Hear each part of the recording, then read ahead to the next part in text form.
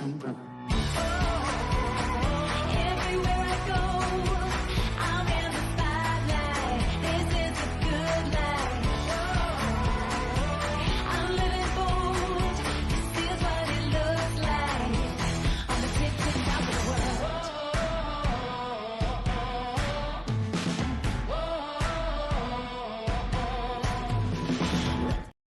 Did you hear the news? The detention to merge final rule has been released. And I've been combing through it all morning. It's a doozy. It's 115 pages long. Yeah, 115 pages long. But that's okay. We'll work through it. Let's at least get some initial impressions here, right? I have notes all over on this. Let's start chatting about it. Let's go. Hi, welcome by Land and by Sea, an attorney breaking down the week in supply chain, presented by the Maritime Professor. Me, I'm Lauren Began, founder of the Maritime Professor and Squall Strategies, and I'm your favorite maritime attorney. Join me every week as we walk through both ocean transport and surface transport topics in the wild world of supply chain. As always, the guidance here is general and for educational purposes only. It should not be construed to be legal advice, and there is no attorney-client privilege created by this video or this podcast. If you need an attorney, contact an attorney. So usually before we get into the discussion of the day, we go through my top 3 stories of the week, but we're not going to do that today.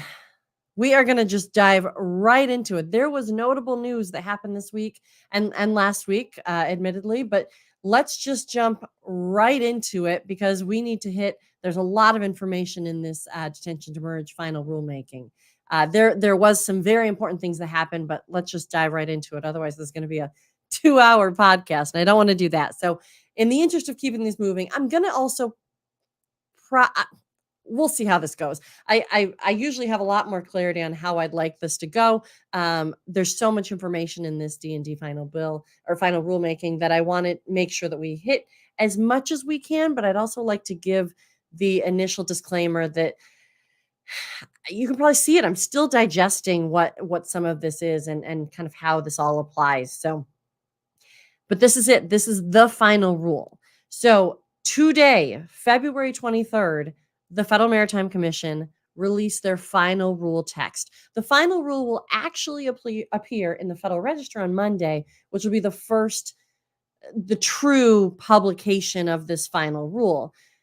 But they released it today so you can see all the language. So it was released today. What the announcement said is that this new rule established new requirements for how common carriers and marine terminal operators, MTOs, we're going to talk about that in a minute. They said how common carriers and MTOs must bill for demurrage and detention charges, providing clarity on who can be billed within what time frame and the process for disputing bills. I stopped at the MTOs because if you remember, and if you've been listening to these podcasts, we've talked about there was a big push to get MTOs removed, right? MTOs, marine terminal operators, those are essentially ports and terminals. There was a big push to get marine terminal operators removed from this final rule, congressional push to get the MTOs removed. But here it is. And we'll talk about it. Here's a little a forward glimpse, though. MTOs were not removed. Okay, so continuing on with the announcement, a key provision of this rule determines that D&D invoices can only be issued to either, one, the person for whose account the billing party provides ocean transportation or storage of cargo, and who contracted with the billing party for the ocean transportation or storage of cargo. So that direct contractual relationship that they've talked about many, many times before. Or they're also adding in now the consignee. So they define the consignee as the ultimate recipient of the cargo, the person to whom final delivery of the cargo is to be made. Again, this is the announcement giving kind of a brief summary. They also say in this announcement, D&D bills cannot be issued to multiple parties simultaneously. We're going to be talking about that again. We're going to be talking about that a little bit later too.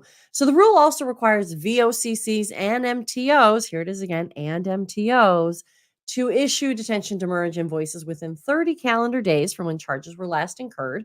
Okay, so 30 calendar days. Calendar is new. They previously just said days, 30 calendar days from when charges were last incurred. And then this is also new. Non-vessel operating common carriers, NVOCCs, must issue demurrage and detention invoices within 30 calendar days from the issuance date of the invoice they received. We're also going to talk about that in a minute. But this is new. The NVOCC now has 30 days because sometimes the NVOCC is the build party and the billing party, meaning they might be passing it through or they might be incorporating it with other charges. But that's what's happening here is they're saying, look, the build party can send it to the NVO. Sorry, the billing part, they send it to the NVO, and then the NVO has 30 days from the issuance date of the invoice they received to issue that next one that goes down the line. That's new. We'll talk about that a little bit more. Build parties have at least 30 calendar days to make fee mitigation, refund, or waiver requests. So this again is calendar days that they're including here. So build parties have at least, they're making a clarification that it's at least 30 days. If a timely filed request is made, the billing party must attempt to resolve the matter within 30 days. So if they make that request for dispute resolution within those 30 days, at least 30 days, it must be attempted to be resolved within 30 days. You can't just sit on it. Unless both parties agree to a longer time frame. We're going to be talking about that in a minute too. So that's new, right? That's new, saying that at least 30 days and that you can agree to a longer time frame if you want, if the two parties want. The rule also ensures that build parties understand that demurrage or detention invoices they receive by requiring certain identifiable information be included on the billing party by the billing party on the invoice. So failing to include any of the required information in a detention demurrage invoice eliminates any obligation of the billed party to pay the applicable charge. I'm going to say that again. This is in the announcement that the FMC set out. Failing to include any of the required information in a D&D invoice eliminates any obligation of the billed party to pay the applicable charge. We're going to talk about that also in a few minutes, but it used to say within 30 days. There was a 30-day piece. The FMC has taken away that 30-day piece and kept the elimination of obligation to pay because that's what was given to them. That was a statutorily, I think it was congressionally put in there. So they couldn't remove that. So the elimination of any obligation of the billed party to pay the applicable charge. I say all that with caution, though, because I want you to make absolutely sure that you're reading that right for your instance. This does not eliminate the need for you to talk to your attorney. You definitely need to talk to your attorney or any attorney when you determine if this applies to you and if your obligation to pay has been eliminated based on this final rule. It also says that this is just the announcement. It also says if an invoice does not comply, a charge party does have an obligation to pay. If an invoice does comply, let me repeat all this. If an invoice does comply, a charge party does have an obligation to pay charges billed. Okay, simple. The new rule will provide relief to parties who should never have received a bill for D&D.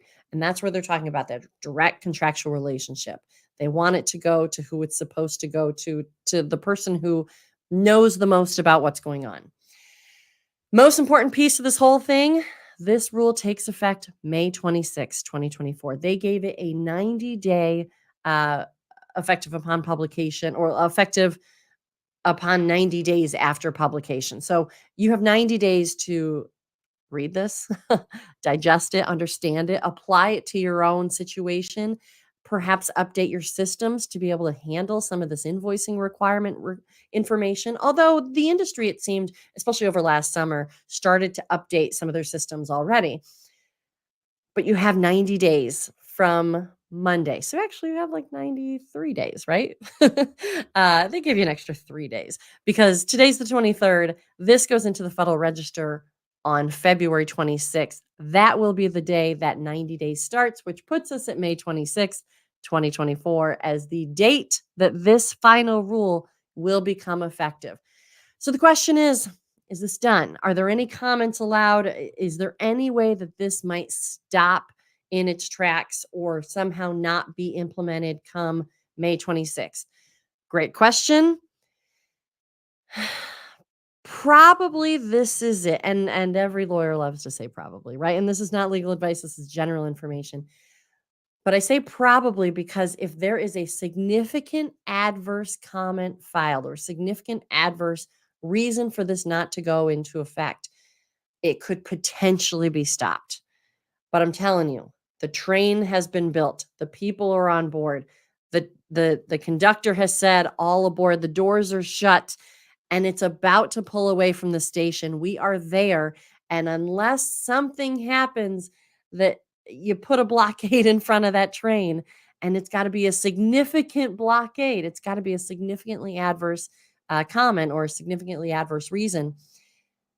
The train's going to move forward. So there's a small bite at the apple, but this is not likely to be stopped at this point. That's what made the advance notice of proposed rulemaking stage so important. That's what made the notice of proposed rulemaking so important. So the ANPRM and the NPRM, that's what made those stages so important, because your comments would be addressed. The comments that come in, should they come in the next 90 days, need to be significantly adverse. And likely, because there were over 100 and 180, 190 comments submitted, we're not likely to see anything that rises to that level, because there was plenty of opportunity and plenty of comments that came in that a significantly adverse comment likely would have been addressed through those exhaustive mechanisms. So here we are, we're already 12 minutes in, and we're just going through the announcement. So I think what we're going to do for today is go really high level. We'll hit some of the main topics, but I'm going to have to do a 1, 2, maybe even 3-part series on this. I'm also going to be distilling this down into webinars should you want a direct webinar to your employees or to your association or whatever you'd like. But there's a lot of information here. So let's go through. That was the announcement. There's one little caveat. There's a piece of the final rule that may or may not be effective on May 26th. Contents of invoice. Section 541.6 involves information collection and must be approved as stated by the FMC by the OMB, the Office of Management and Budget. So that 541.6 might have a different effective date. Maybe that all happens quick, and maybe that can still be part of this May 26th. But just so you know, there's one little piece that is outside of the FMC's ability to have it effective on this 90-day. So if we go through the history, let's kind of take a step back, right? So the FMC on its own, through the Fact Finding 29, decided that this was an important thing, that detention and demurrage, billing practices, invoicing was important, and that they needed to clarify. They needed to get some guardrails in place here, because prior to this whole process, you could have a bar napkin that had a number on it and say, this is your demurrage charge. There wasn't a lot of clarity on what was required. So then, so the FMC actually started its own rulemaking. They started in the spring of 2022 their own rulemaking that was the advance notice of proposed rulemaking. And at that point, they asked a lot of questions to the industry saying, what do you think? We're thinking about doing a rulemaking here. What do you think? We have some questions. What do you think the language should be? Congress was working through OSRA at the time, the Ocean Shipping Reform Act of 2022. And so that was the spring of 2022. It was the spring of 2022 was the ANPRM. And then over that summer is when Congress finally passed OSRA, the Ocean Shipping Reform Act of 2022, and said, hey, in there it said, hey, FMC, you should do a rulemaking on detention demurrage. The FMC is like, we already started that. That started in the spring. Did you read Fact Finding 29? Did you know that we started this rulemaking process? But regardless, FMC said, okay, thanks, Congress. We will take that under advisement. And so they folded that into their already existing process of this detention demurrage rulemaking process that they had. And so in OSRA, in the Ocean Shipping Reform Act of 2022, Congress listed, which I found very unique, but Congress listed 13 minimum information requirements that you needed to include on detention demurrage billing invoices. So no longer could a napkin be appropriate. You had to have all of this stuff on an invoice. And so these items were the date that the container is made available, the port of discharge, the container number or numbers for exported shipments, the earliest return date, the allowed free time in days, the start date of free time, the end date of free time, the applicable detention or demurrage rule on which the daily rate is based, the applicable rate or rates per the applicable rule, the total amount due, the email, telephone number, or other appropriate contact information for questions or requests for mitigation of fees, a statement that the charges are consistent with any of Federal Maritime Commission rules with respect to detention and demurrage, and a statement that the common carrier's performance did not cause or contribute to the underlying invoice charges. So that's what Congress said. They went through and said, these 13 things must be included. And so then fast forward a little bit to October 2022, the FMC came out with the notice of proposed rulemaking.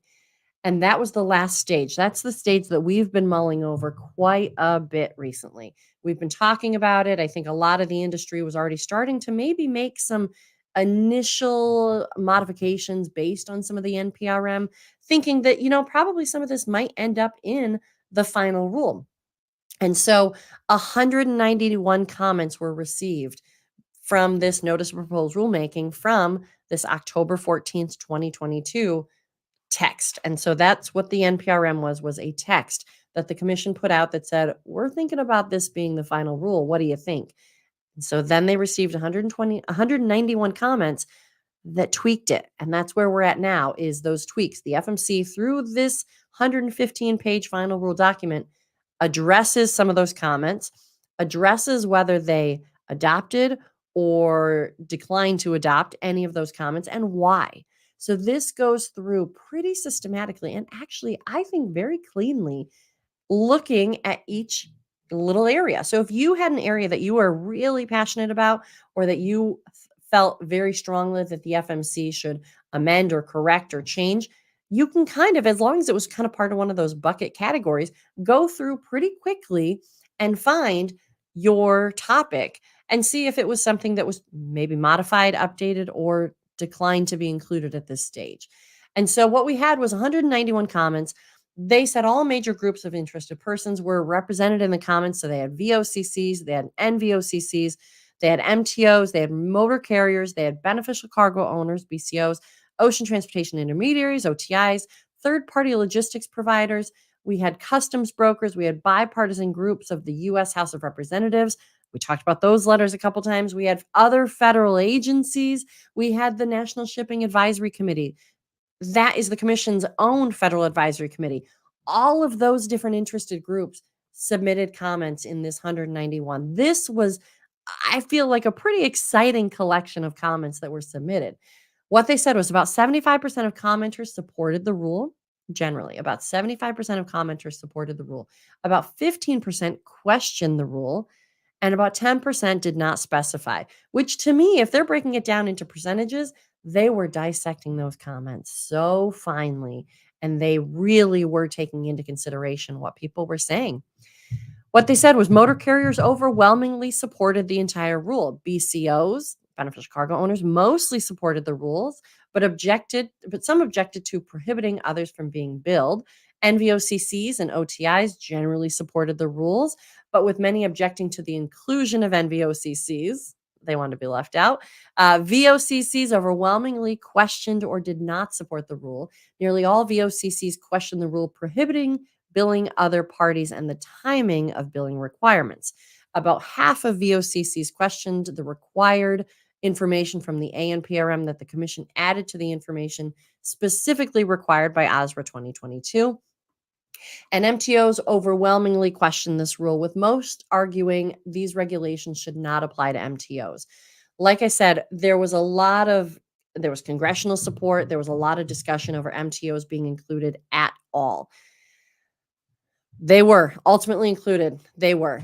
So the FMC addressed or identified that the top three issues addressed by commenters were: one, concerns with the prohibition on billing other parties that are not contractually connected; two, concerns with additional information the commission proposed to require in addition to the OSRA 2022 mandated information; and three, concerns with time periods for billing.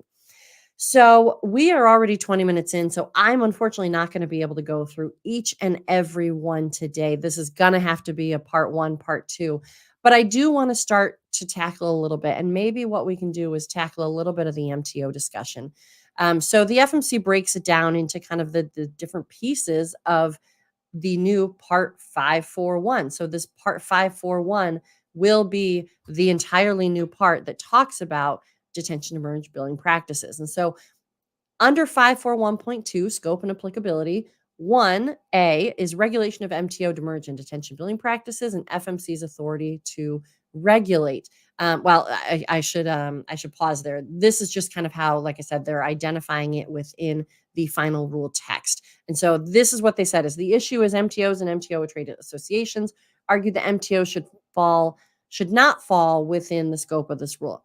And the FMC's response, and that's how they identified and kind of captured all of this, is that they would go with the regulation that they're talking about. They would go with kind of the shortened issue, and then they would write out and say issue and who said what. And then not much further down, they would say the FMC's response in italics and go through. It's a very systematic way of addressing all of these comments, and they've kind of clumped them together and highlighted some of the notable commenters making some of these comments. So really good process. I think that as a document itself, I think that the FMC did a great job here. Okay, so MTOs and MTO trade associations argue that MTOs should not fall within the scope of this rule.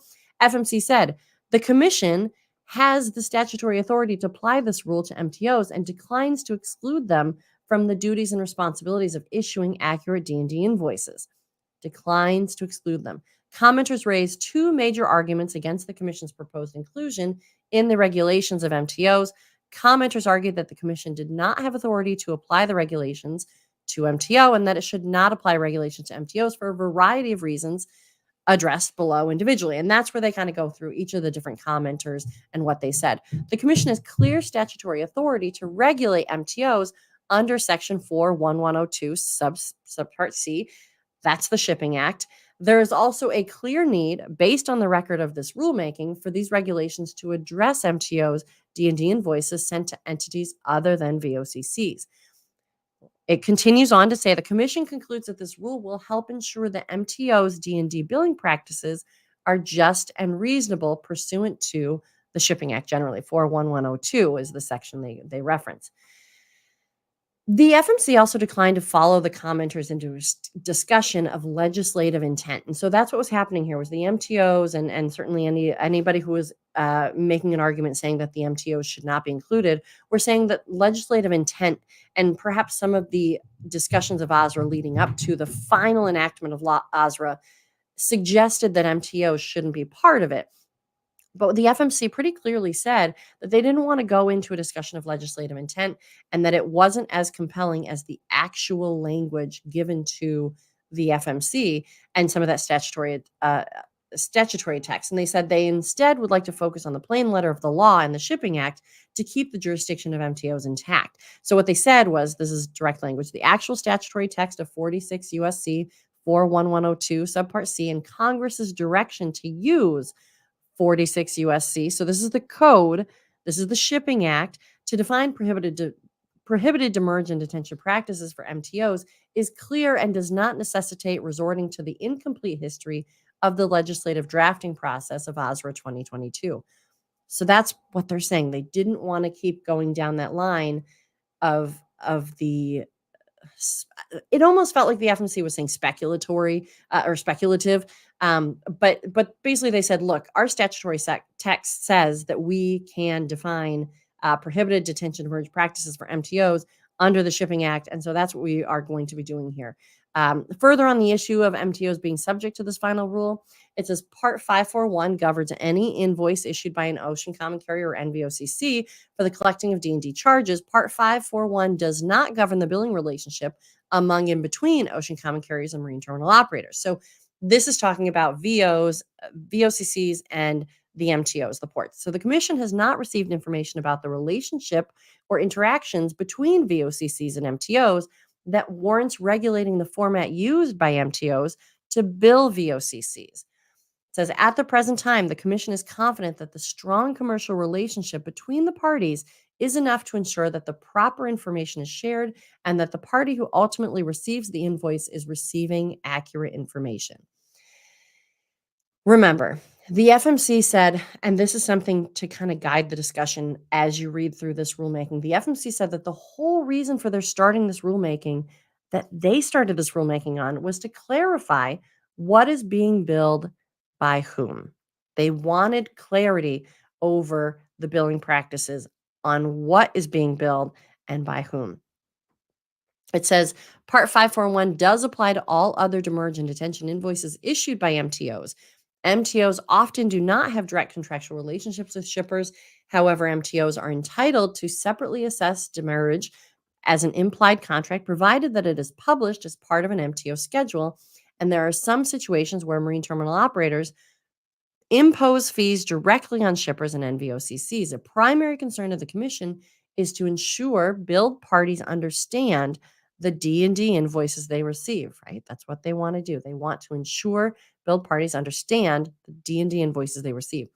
Therefore, in those cases where an MTO charges any party other than a VOCC detention or demurrage charges, so anytime the MTO is charging anybody other than the common carrier, the VOCC, the commission finds that MTOs should be subject to the same regulations that apply to VOCCs and NVOCCs.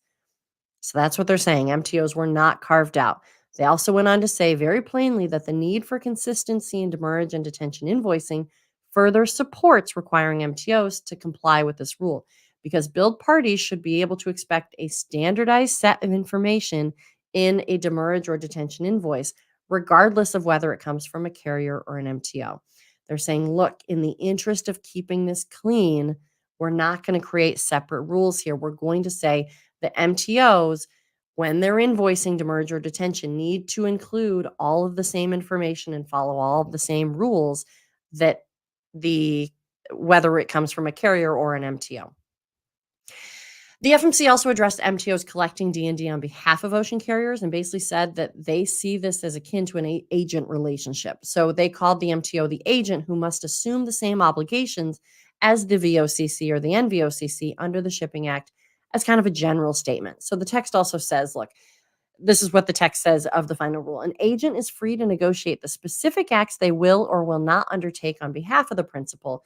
It is possible that in particular MTO principal demurrage and detention billing relationship that the MTO is responsible for providing all of the invoice elements in 41 USC 41104 D2, while in other MTO principal demurrage and detention billing relationship that the MTO complies with only certain elements of the code, and that the invoice must be sent back to the principal for completion of the other elements before the invoice is issued to the billed party. So what they're saying is the MTO can act as an agent on behalf of the VOCC, but when that happens, they're going to be responsible for providing all of the invoice elements unless it was otherwise agreed to, and then it can be sent back to the principal for the other elements.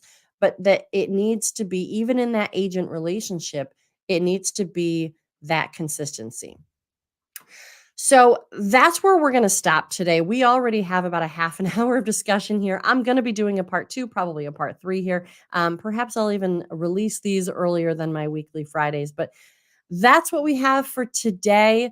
I hope that you are as excited as I am about this rule coming out, because whether you like it or hate the final result here, it's a decision. It's a movement in a certain direction. We have progress. There is a final rule out. We have 90 days to digest it, 93.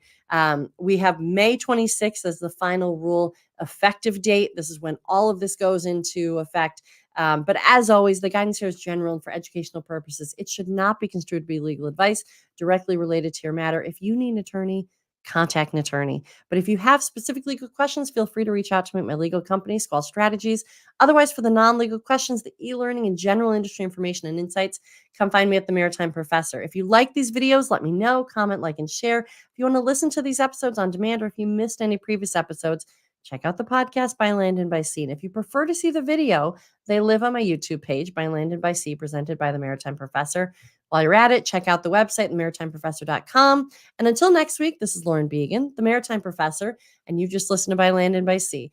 And I said see you next week, but look, I think we're going to be hitting this sooner than next week. So we'll see you next time. This is part 1 of the detention and demurrage final rule released from the Federal Maritime Commission. We'll see you next time.